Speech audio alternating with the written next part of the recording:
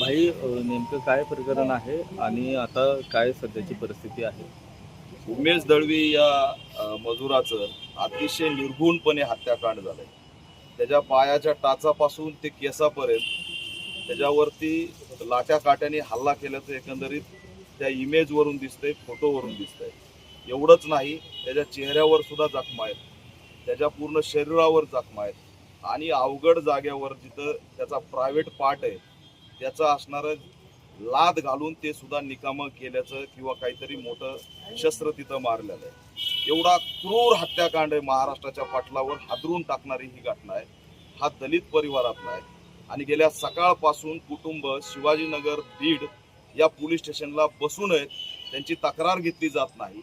ज्याच्यावर संशय, ज्याचं नाव सांगितलंय, ज्याच्याकडे तो काम करत होता, त्या आरोपीला अद्याप उचललेलं नाही आणि पूर्ण सुनियोजित कट करून एका अपंग व्यक्तीच्या गाडीवर ही जखमी झालेल्या पीडिताला बसवलं आणि त्या जखमीनी सायकल चालवत हॉस्पिटलला आणलं आणि त्याचा सीसीटीव्ही पोलिसांनी घेऊन असणार त्यामध्ये की याला कुणी मारलंच नाही असं कोण सांगतंय? एक अपंग व्यक्ती सांगतोय, ज्याला चालता येत नाही, काय नाही. तो बॉडी कशी उचलून त्याची शरीर कसं सायकलवर ठेवू शकतो हाही प्रश्न आहे. त्याच्यामुळे हे प्रकरण एवढं गंभीर आहे. भाई तो जखमी अवस्थेत असताना त्या सायकलवरती बसलेला आहे, तसं सीसीटीव्ही देखील आता बाहेर आला. हो, ते दिसतंय, पण याच्यात प्रश्नचिन्ह असा आहे की ज्या अपंग व्यक्तीला उठता येत नाही, बसता येत नाही, तो स्वतः सायकल चालवतोय, तो ती जखमी बॉडी सायकलवर ठेवू कसा शकतो? हे कुणी केलंय? त्याच्यामुळे सुनियोजित कट करून पुरावे नष्ट करण्याच्या उद्देशाने एकदम कट करून हा हत्याकांड घडून आणलेला आहे. त्याला एवढं मारलंय, एवढं बेदम मारलंय की संतोष देशमुख हत्याकांडाच्या बरोबर ही घटना घडलेली, त्याच्यापेक्षाही मोठ्या प्रमाणात त्याचा प्रायव्हेट पार्टच निकामा केलेला आहे. एवढं भयंकर त्या ठिकाणी त्याच्यावरती हल्ला झालेला आहे आणि दुर्दैवाने पोलीस यंत्रणा म्हणते की पोस्टमॉर्टम रिपोर्ट आल्यावर एफआयआर करू. हे किती धक्कादायक आहे. अरे, जो आरोपी फरार होईल त्याला अद्याप अटक का केलं नाही? त्याला उचला. त्याची आई, बायको, लेकरं इथं पोलीस स्टेशनला न्याय मागत बसलेत. ते न्याय कोण देणार आहे? त्याचा सकाळी मोबाईल फोडण्यात आलेला आहे. त्यांनी रात्री घरी फोन करून सांगितलं माझ्या जीवाला धोका आहे, मला सकाळी ऍडमिट करा. त्याला मारहाण झालेली, त्याच्यावरती क्रूर हल्ला झालेला आहे आणि जखमा दिसत असताना पोलिसांना आणखी कोणता पुरावा पाहिजे? कुणाचा दबाव आहे का?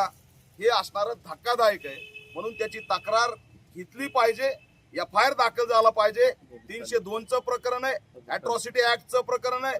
तो दलित कुटुंबातला आहे आणि पीडित कुटुंबाला त्या ठिकाणी न्याय मिळाला पाहिजे, ही आमची या माध्यमातून मागणी आहे. या संपूर्ण पोस्टमॉर्टम हे इन कॅमेरा झालं पाहिजे आणि इन कॅमेरा पोस्टमॉर्टमच्या माध्यमातून त्या ठिकाणी एक चांगल्या पद्धतीने तपास लागला पाहिजे. याच्यात सुद्धा SITची आम्ही मागणी करतोय. ही कट करून हत्या केलेली आहे. तो दलित होता आणि म्हणून त्याचा हत्याकांड झालेला आहे. गरीब लोक आहेत, मजूर आहेत आणि यांचा माणूस मारला तरी हे काहीच करू शकत नाहीत. या उद्देशाने त्याचं क्रूर हत्याकांड करण्यात आलेलं आहे. माज आणि मस्ती एवढी आहे की अद्यापपर्यंत त्या ठिकाणी त्याचा अटक सुद्धा या ठिकाणी झालेली नाही. याचा आम्ही निषेध करतो. थँक्यू. आता करायचं काय होतं? माझ्या बाळाला रोडवर मारलंय, त्याच्या पाठीमागं कुणी नव्हतं, अपंग होतं ते बी. त्याला बाप नाही, कुणी नाही. अपंग होता ते पण एक पायाने राईट पायाने अपंग आहे. अपंग होतं, चालता येत नव्हतं त्याला.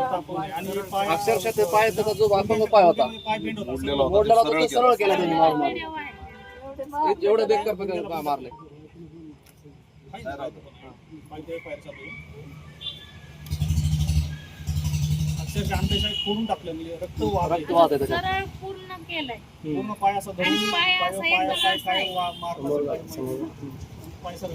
अक्षरशः असं छातीवर उभा टाकल्यासारखे पाय असे वर आहेत त्याच्या नाही, छातीवर. जो माणूस दारू पितो आणि तो खाली पडला तर तो मेला आपण समजतो, पण ह्या जी जखमा आहेत त्याच्या अंगावर ह्याला कोण म्हणन का? नाही नाही, म्हणन का ह्याला कोण मारलेलं आहे, जखमा आहे त्याच्यात. आहेत का नाही? मग ह्या आईला तुम्ही त्याच्या न्याय द्या. त्याची एवढी सुद्धा जागा आज तिचं लेकरू गेलंय, तिच्या जीवाला आज काय होतं असं योजना? आम्हाला फक्त न्याय पाहिजे. काळजी करू. आज अपंग होत ते, वडील नाही त्याला, कुणी नाहीये, असं नव्हतं करायचं.